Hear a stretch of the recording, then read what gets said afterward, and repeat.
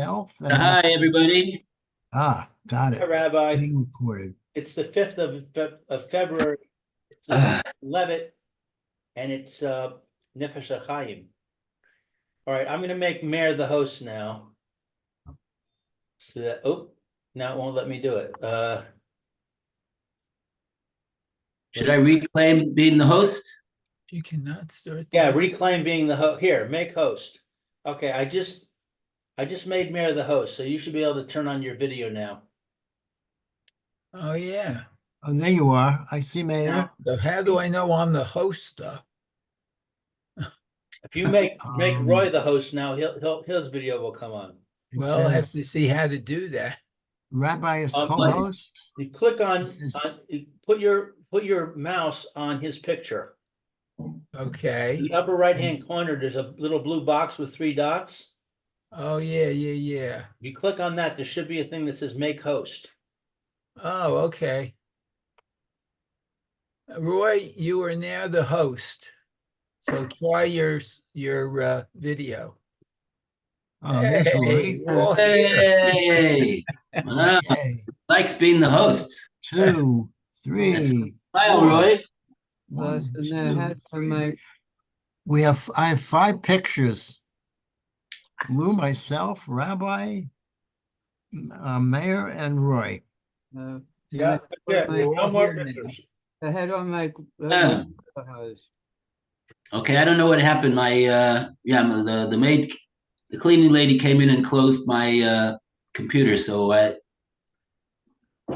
maybe that might have complicated the because the meeting was already set up. Uh-huh. I already had Alan in the meeting already at 10:15. No. Okay, I'm going to make you the host then, Rabbi. Okay. I've got a note here, make host. So, Okay. do you want to change host to Levitt? Yes. Oh, now I'm the host. Okay. You're the host, yes. You look a very nice host. Is Rabbi Levitt host? Oh, okay. Good. I'm the host. Very good. Okay, gentlemen, welcome. Good morning. Good morning. Good morning. And we are ready to go in Nefesh Hahaim. All right. We are in Perek Yud Aleph. Perek Yud Aleph. Mhm. And we're up to Amnam Tachlis HaKavona. I have gate 2, number 12. No, 11. 2-4. Chapter 11. Is it number or is it chapter? Should be chapter. Chapter Chapter 11. Yes, nothing to do with 12. Oh, right. It's 11. Rabbi, Not you should say Amnam Tachlis. Yes. Okay. Yeah. It's on Yeah, 391 if you're in my book, if you have my pagination. Okay. Roy, you want to start? Because you didn't get a chance to read yesterday, I don't think. All right. I don't know. Anyway, Amnon. One of those days. Amnon, Tachlis, Hakavana, Saricha, Shatiye, Rak, Sarich, Govawa. However, the purpose of intention in prayer is that it needs to be solely for the sake of the Most High. Because before that we spoke about asking for yourself something. Right. So the intention of prayer and the purpose of the intention in prayer is that it needs to be solely for the sake of the Most High. Ki b'makom sheyesh chilul Shema Yisparach. For the matters of profaning God's name, Kagen, Taras, Kolal, Yisrael, Be'emor, Hashem, Eile. For example, in relation to difficulties experienced by the Jewish people, such as when it was said of them, these are the people of God. When we were dispersed among the nations, thereby desecrating God's name, and they are beaten and afflicted. In other words, the suffering of the Jewish people is in and of itself a desecration of Hashem's name. As the Nefesh Hahaim is saying over here, like it says, this is, I guess, a pasuk somewhere. Am Hashem Eila, this is the nation of Hashem, Behema Mukim Umaunim, and they are being smitten and being afflicted. Like, why doesn't Hashem protect them? What's going on? Either Hashem doesn't care about them, or Chas v'Shalom, or Hashem doesn't have the koach to overwhelm and prevent them from being smitten and afflicted. Chas v'Shalom, sheker b'kozov. Right? So it's a Chilul Hashem when Klal Yisrael has sorrows. And even the sorrow of not even of a whole community, but even of a Yachid, even of one Jew. And that's why we ask Hashem to heal us.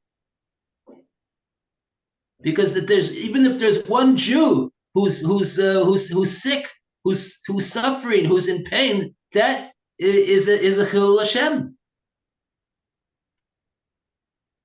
So we're not saying not to ask to be healed. We're not asking that we shouldn't be healed. We have to understand what the reason why we're asking to be healed is all about. It's not simply that we shouldn't have any suffering. It's because the suffering of a Jew is a Chilul Hashem.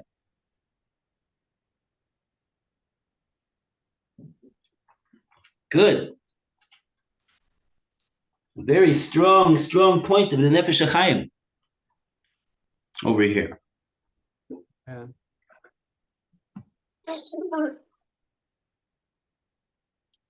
All right. So we're up to Mechuyavim Levakesh. Mechuyavim Levakesh Velishpoch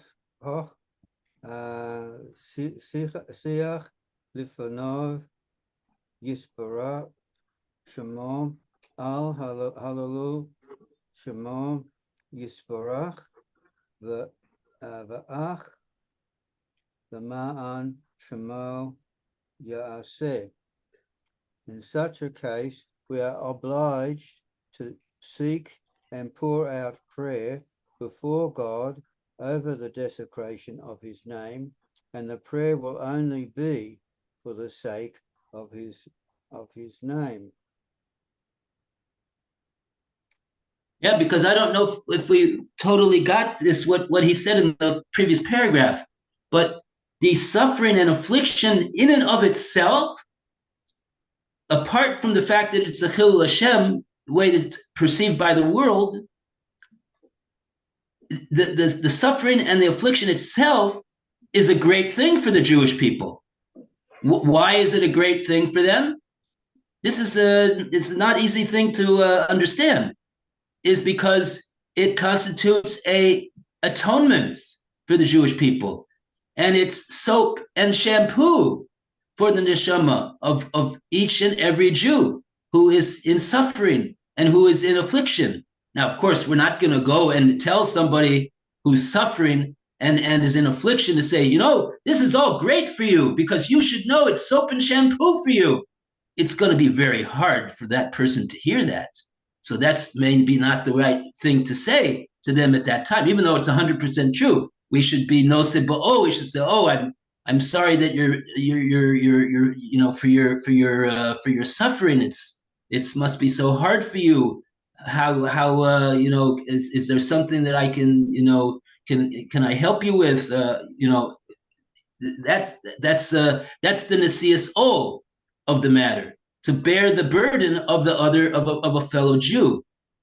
But the Nefesh Hachaim told us that the truth of the matter is that simply for us to make a tefillah to Hashem to take away the suffering, that's not really there's a problem with that tefillah.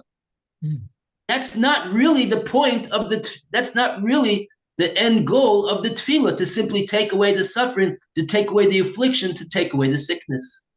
Oh. That's what he said in the previous paragraph. But the reason what we asked for over here is because it's a Chilul Hashem, and it's all l'storek gavoa. It's all for the sake of the one on high. Can I read a footnote? Yeah. In Shanot Eliyahu, the Vilna Gaon comments on the statement from the Mishnah Barachas 5:1, quote, in order to concentrate their hearts on the makom, unquote, as follows. This means that it is forbidden to concentrate prayer on one's own needs, but one should pray that all of Israel should achieve absolute perfection and that Knesset Yisrael is perfect above. However, one should not pray for one's own needs except to pray for oneself in Elokei Netzor, that is the personal prayer at the very end of the Amidah, as the prayer of Elokei Netzor is for one's self. And see gate 2, 18, note 40, which describes how detailed focus on prayer sequence is to connect to Knesset Yisrael. Roy, that was Again, just don't make a mistake over here. Don't get mixed up over here. It's not that the Nefesh Hachaim is not saying that we're not allowed to daven to heal ourselves for our own for that we should be healed, right? That's one of the brachos in the Shmon Esrei that we're commanded to do, right? The only thing that we're saying over here is what's the reason why we want to be healed? Is it so that we should not have suffering? So we should not be afflicted, so that we should not be, we don't want the pain, Hashem. Take away the pain. And then we'll be able to go back to normal. That's not what we want. We want Kvod Shemayim. And when a Jew is suffering, and certainly when the whole Jewish people is suffering, that's a terrible, terrible Chilul Hashem. And that's why we want that the suffering should be taken away, because it's not Kvod Shemayim. For our part that Hashem is doing that to us, is the best thing in the world for us, really. It cleans us up. It cleans all of our Averas. We get a straight ticket to Olam Haba. We don't need Gehenna. It's the best thing that could happen to a person. But on the other hand, it's a Chilul Hashem. So it's a very you have to think about this very, very clearly and very deeply. What he's saying over here. Okay.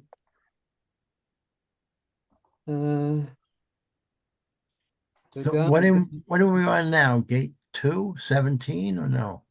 No, we haven't finished chapter 11 yet. Chapter 11 on gate 2? Yes, that's where we were before. Okay. You for some reason you're going on ahead. Forget about the other chapters. It's chapter 11 only. And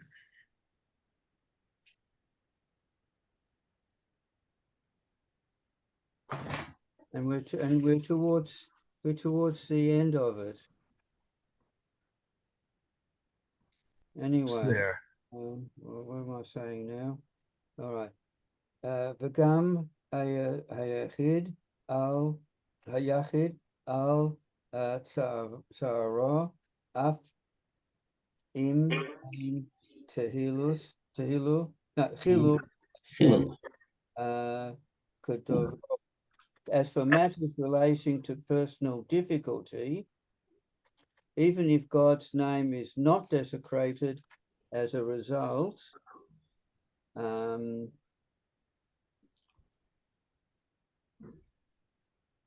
Yesh Makom Gam Kain,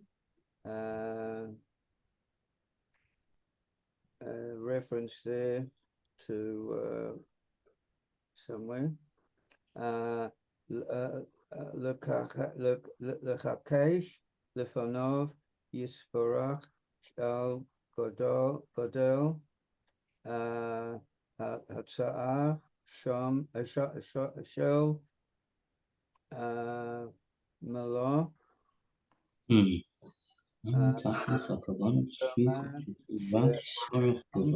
Peru Katsiya Lemata.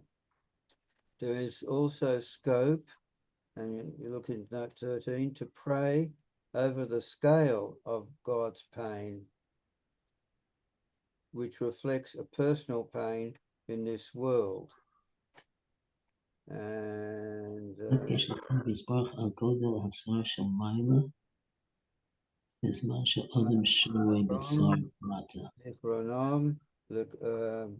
Levrocha B'Shalna Perek Val Sanhedrin Member Omar Rabbi Meir Bisman She'adam Ta'er Shechina Ma Lashon Amares Koloni Moralishi Koloni Mitzrai. So there's scope to pray over the scale of God's pain, which reflects a person's pain in this world. As Chazal say, Reb Meir said that when a person is in distress, what does a Shekhinah say? Shekhinah says, I am burdened by my head, I am burdened by my arm. And that's covered in note 31 at the end of this gateway. I think that's the end of, more or less the end of a sentence or the end of an idea, because it goes on to another chazal. Okay. Okay, so he's saying even in the case of the tzara of a individual, up until now he's been talking about the tzara of Klal Yisrael as a whole. That's a chilul Hashem, and we daven for the removal of the chilul Hashem. When the Klal Yisrael as a whole, as a community, is suffering.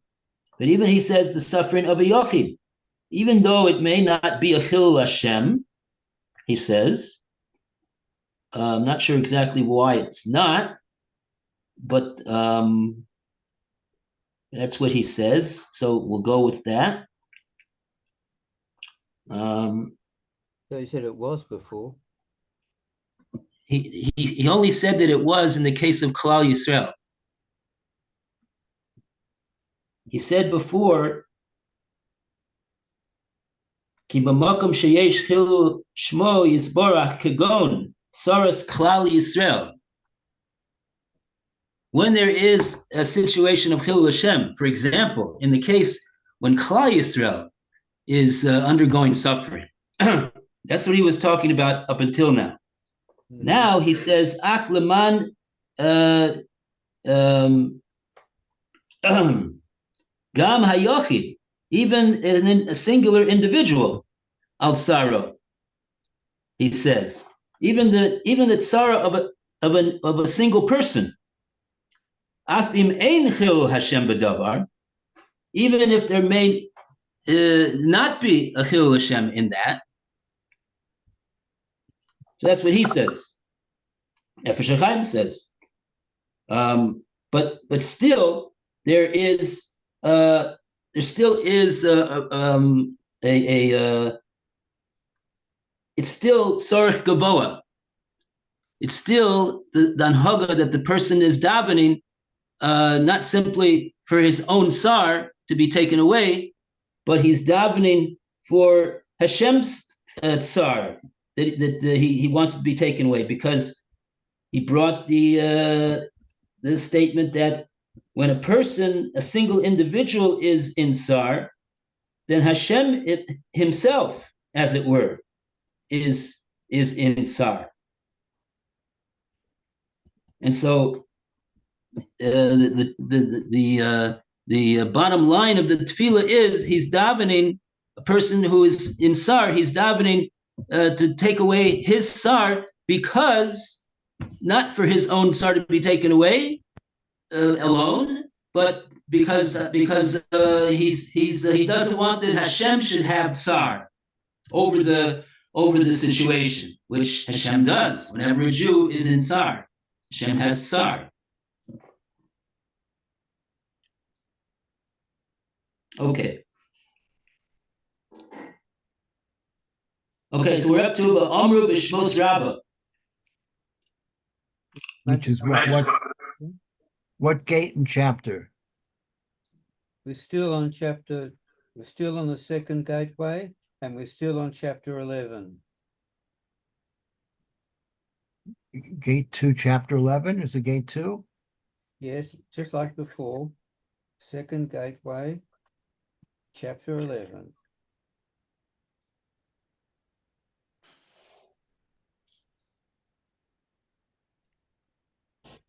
Okay.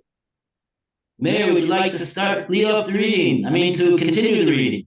Okay, let's see. V'amru. Yeah. Okay, V'amru b'shemot Rabbah parsha bet uv'chazita the pasuk ani yishena. So it's that they say in Shemot Rabbah parsha bet v'chazit. Yeah, there's a medrash chazis. So okay. He just calls it chazis. Okay, in the pasuk ani yeshena, I am sleeping.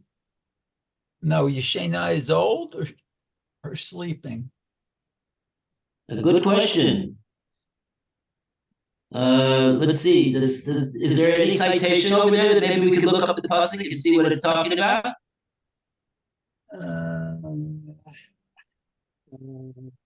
Pasuk ani. No, I don't have one. Amti v'gomer. Ha'to'umim halalu. Im chashash echad b'rosho havero margish.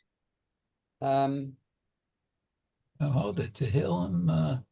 Got Shemot Rabbah 2:5, and also Shir Hashirim Rabbah 5:2, both quoting Shir Hashirim 5:12 and Tehillim 91:15. The word for twins, Te'omim, is a play on words on my perfection, Tamati. Oh. Does that help at all, or if I've not said something relevant? Well,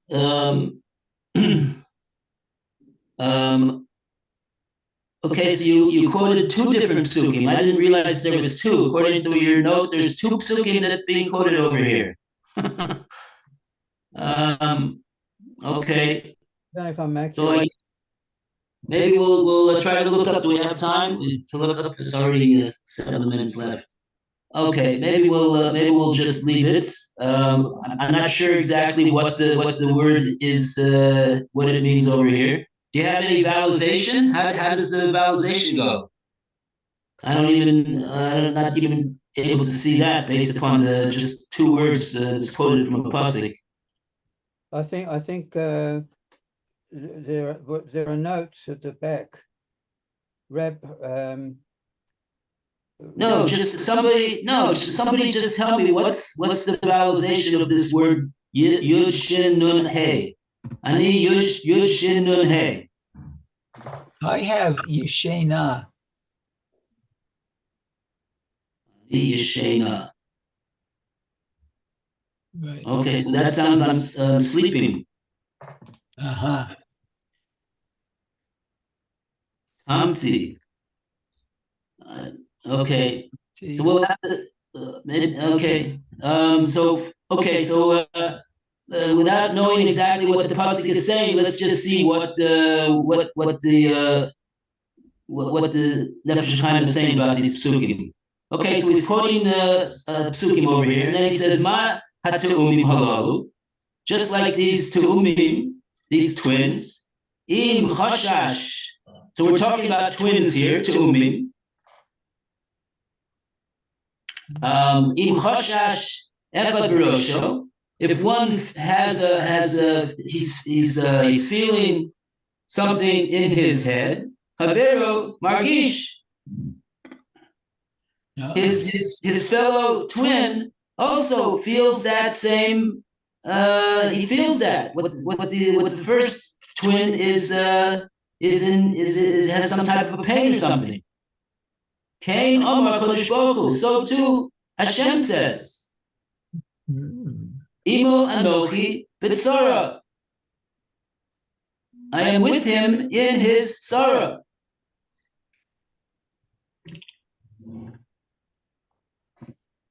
So this is a source for another source for what he just got through saying, that whenever a Jew, even one Jew alone, is in pain, Hashem is in pain also for that Jew. Imo Anochi B'Tzara doesn't simply mean with the whole when the whole Klal Yisrael is in Tzara, that Hashem is with the whole Klal Yisrael, because the whole Klal Yisrael is in Tzara. Even if one Jew is in Tzara, and it's compared to two twins, that when one of them is has a pain, the other one feels for him and realizes that he's in pain. The word te'omim is a play on the words on my perfection, tamati, as well, it says here.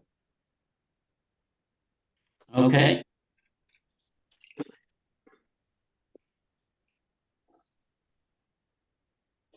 Okay. Ubatan Huma.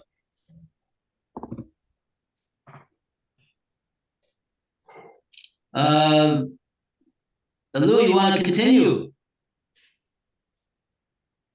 Okay. Tanhuma. Yeah. If I can find it, let's see.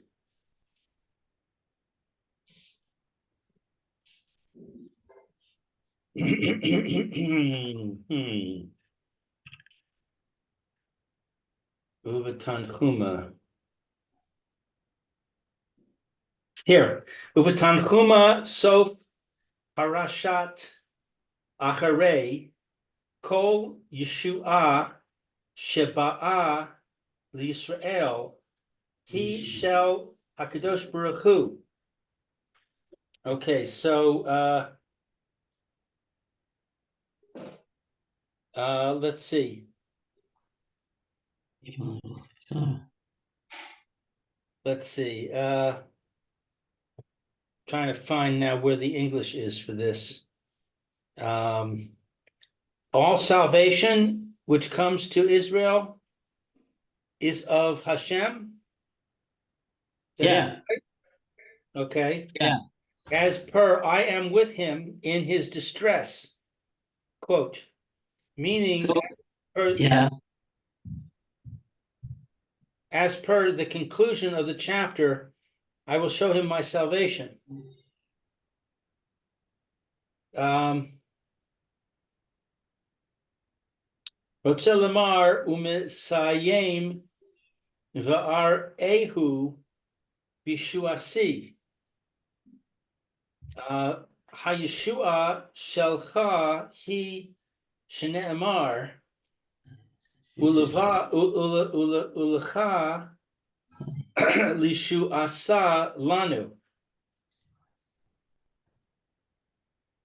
If you answer us, the salvation is yours, as it says, it is for you to save us.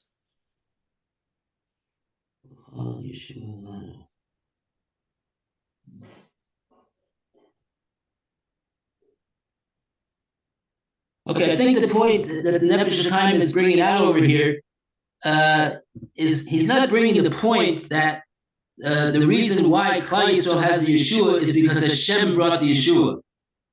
That's not the point. What he's saying over here, that we have to believe that the Yeshua comes from Hashem. But what he's saying is, in light of what he said above, he said above that when a Jew is in Sar, Hashem is in Sar, as it were. So Kaviyachol, it's almost saying that Hashem needs a Yeshua. And so when Klal Yisrael is turning to Hashem and saying, Hashem, our Yeshua is really your Yeshua as well. Because you are with us in the Tsar, and you are in Tsar. So when you save us, you take yourself also out of the Tsar. It's also your Yeshua. It's the Yeshua for you, Kaviyachol. Not simply that the Yeshua comes from Hashem, but he's sitting in his ivory tower and he's not affected whatsoever. He's just coming and coming down and saving us. Hashem himself is in Tsar because he is with the Jewish people in their Tsar. So the Yeshua is the Yeshua of Hashem as well. Okay, very good. We'll hold it over here. Thank you, Rabbi. Okay. We're up to B'Shachar Tov in Tehillim. This is where you Gimel for tomorrow. Have a great day, Mayor.